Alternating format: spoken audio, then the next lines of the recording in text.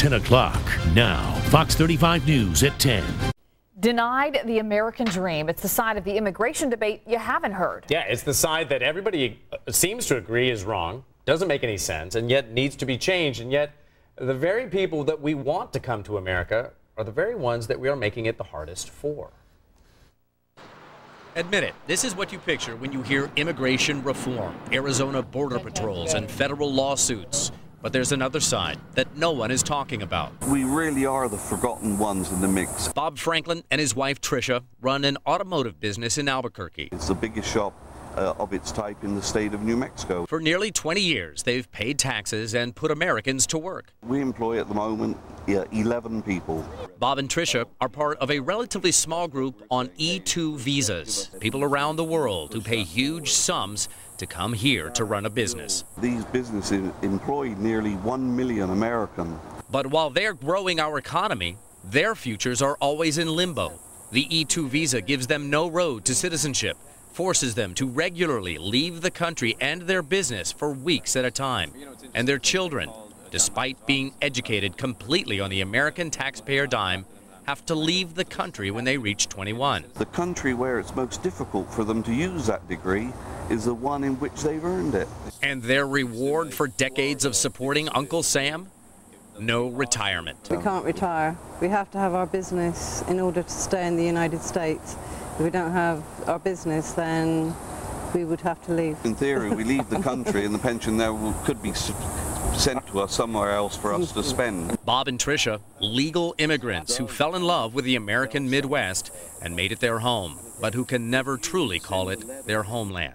No matter whatever happens in our lives, I will still say, and my wife will say the same, that we made the right decision. Yeah. Well, so they're not bitter at all, but joining us to talk a little bit more about this, we've got Zoe Adams, who's been leading the fight to get the E2 visa changed. She started e2reform.org. Check it out. And Rustin Hurd, an immigration attorney and frequent guest right here on Fox 35. Thank you for joining us tonight. Zoe, it seems like a no-brainer, this whole thing. Everybody I talk to, it seems to think that. You've been to Washington. You've talked to congressmen. Do they agree that something needs to change? They do. We were in Washington just recently, back in March, and everybody we spoke to, they either didn't know what the E2 visa was, right, or as soon as they did know what it was, they were quite happy for us to have some changes made so that we could become green card holders. Let's see if we can light a fire under them. All right, this, Rustin, this is called an investment visa, but why is there no provision in it for people who are turning this investment into a big success? It's like saying, you know, thanks for the great telephones, Mr. Graham Bell, but now we need you to head back to Scotland. Well, unfortunately, it's one of the great mysteries of our immigration system. People like Bob and Tricia, who have worked hard to bring jobs here to America, and then they're left without a possibility of any reward for bringing jobs to our economy. That's why immigration reform is so desperately needed right now, especially with the economy the way it is, so that more Bob and Tricias will come over here and create jobs for Americans. But real quick, since you brought that up, is this little change in the E2 visa, is it going to get lost in the big Arizona shuffle that's going on right now? Well, that's the great concern, is that because of the distraction that this has created, we're leaving out people like Bob and Tricia and others that come over here that actually help the U.S. economy. It's something that needs to be focused on more, and it's being lost in the shuffle. Zoe, when I first brought up this story, a lot of folks said to me, well, didn't they know the rules when they signed on? How do you answer that, and were those the rules when you signed on?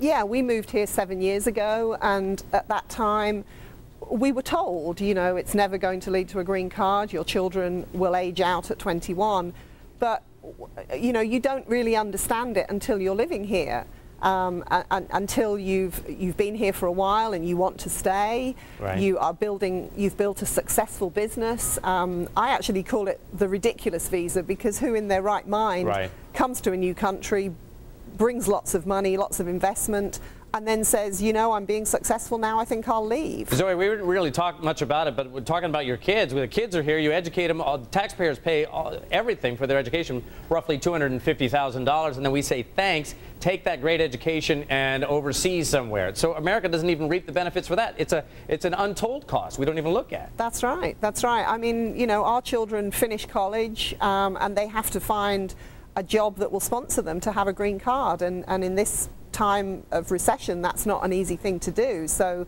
they could have gone through their whole education, they could have gone through the last 7 years of education and never actually be able to put it to good use. Rustin, what do you think we can get done to change this? Is there a possibility of it getting changed? Well, hopefully so. I think that what needs to happen is that we need to focus on the things that we can accomplish. Even if comprehensive immigration reform is not a possibility, things that simply don't make sense, like what's happened to Bob and Tricia, there needs to be a solution for that. And at least we need to pick and choose things that we can all agree upon, where both sides can come together and pass reform. Real quick, is there a congressional get-out-of-jail-free card? Is there somewhere a congressman can reach into his back pocket and say, you know what, here, you should stay here? It's a very difficult process, but yes, it is possible for Congress to pass a particular law, but that is very difficult to make happen. All right, Rustin, Zoe, we appreciate your time tonight. Thank you. Thank you.